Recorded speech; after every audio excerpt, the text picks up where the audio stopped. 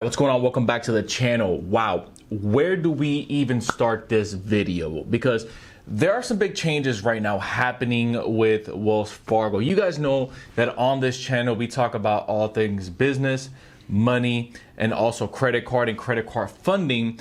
Today's video is nothing short of that, but this isn't necessarily, I would say, some of the best news that we would get, because usually we cover, obviously, different places you can get some high credit limits. We also cover how to boost your credit score, different methods, different tricks, different hacks that you can utilize.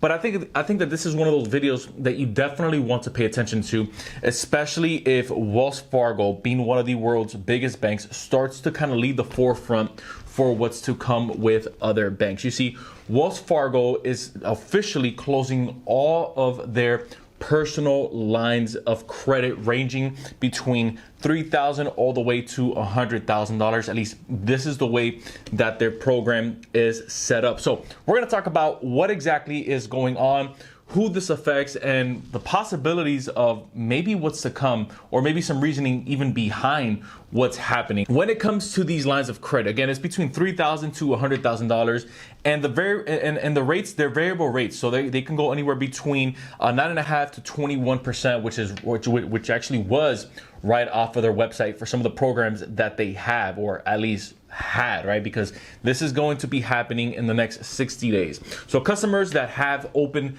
personal lines of credit have already started receiving, or should already start receiving, emails as well as letters letting them know that their time is done.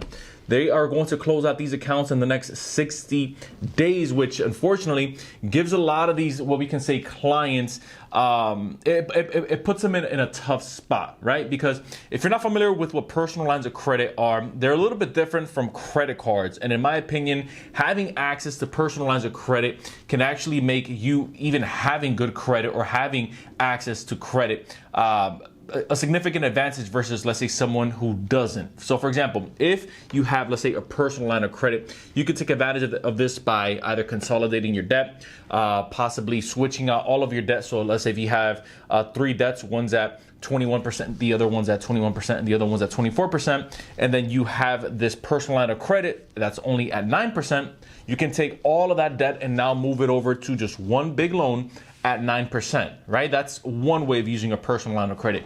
The other common way of using a personal line of credit, though, which is what a lot of people utilize, is kind of like what we've been seeing now. And that's tapping into some of that funding and some of that credit, where you can use some of that capital immediately, which is, again, a big pro to having these personal lines of credit. And then you can use that to renovate your home, which, again, it's something that we've been seeing, especially in this market. And when the pandemic first broke out, a lot of people were dumping, a lot of homeowners were dumping their funds and their money into their properties, either before putting them on the market or just to kind of raise their standard of living, because obviously we were all home, people were on lockdown. And so we just kind of saw that trend where everyone was just going out to Home Depot, picking up supplies to fix up their properties.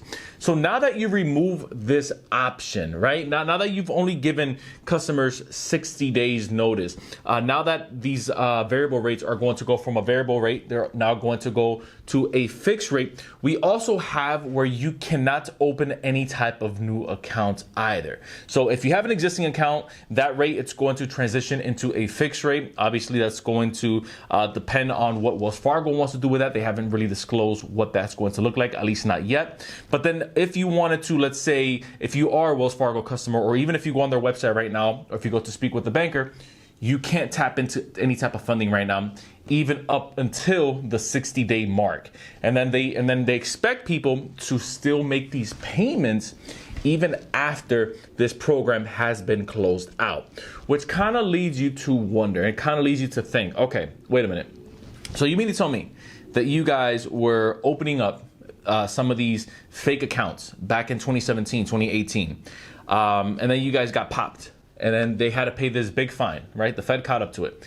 And now you guys all of a sudden decide to pull out the rug out from under millions of your, what we can say, of your clients. Because if you're thinking, okay, why does this actually matter? I don't have any personal lines of credit. Well, for someone who does have a personal line of credit, let's say someone's been banking with Wells Fargo and they only have a credit card to their name with Wells Fargo, but specifically a personal line of credit, You remove that personal line of credit, somebody's credit could take a hit from anywhere between 50 to 100 points. And this could be someone that was paying their bills on time. This could be someone who's been a loyal customer for 15, 20 years. This is why in this channel, we always talk about having different, not just different sources of income, but also having different credit cards. So in different types of credit, because you want to build up your credit report strong. So in the event something like this happens, either with Wells Fargo, which again, the concern here now is what other banks are going to start following suit as well and kind of start following this train of, okay, close out some of these personal lines of credit rather than having them out. Now, Wells Fargo did put out a statement about this, and they mentioned that Wells Fargo recently reviewed its products offerings and decided to discontinue offering new personal and portfolio lines of credit accounts and close all existing accounts. The bank said that in their 6-page letter, the move would let the bank focus on credit cards and personal loans. Look, I'm not sure about you, but when it comes to running a business, at least in my opinion, maybe Wells Fargo is doing something behind the scenes that we don't know of, right? Maybe they're bracing themselves for maybe a market turn that maybe the masses aren't seeing. But if you remove, let's say, an option from customers that have been loyal with you, odds are those customers are going to go somewhere else and find that service elsewhere.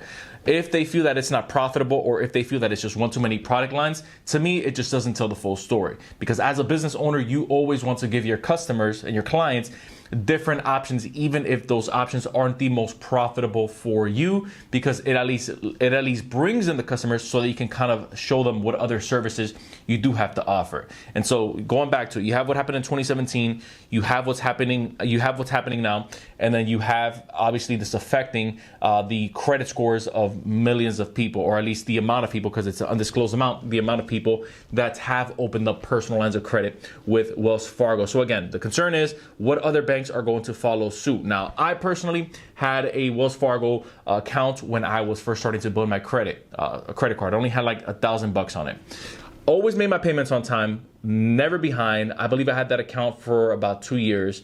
And one day I woke up and my account was closed. Until this day, I've never received any type of notice as to why the account was closed. It just says that it was closed. At least the good thing about it was that it was closed in good standing, which didn't affect my credit in terms of it being, let's say, a closed account, or in terms of a collection or a charge off. But nonetheless, it still affected my account because they closed out a line of credit. So that was at $1,000. I can only imagine if I were in someone else's shoes and I were, let's say, thinking of putting my house on the market and thinking of renovating and possibly pulling $20,000, $25,000 worth of that line of credit to do that. Well, guess what? That person can no longer take a look at that option because of this sudden change. Now, again, if you're doing business with a privately held company, they can do as they please. But again, I just don't think that it's a good look for Wells Fargo. You guys let me know down in the comments what your thoughts are on this.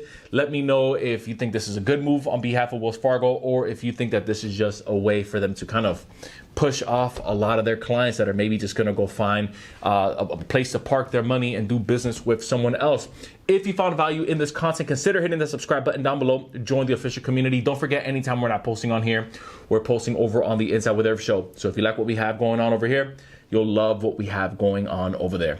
Once again, I appreciate you guys checking us out. Until next time, everyone, I will see you in the next video.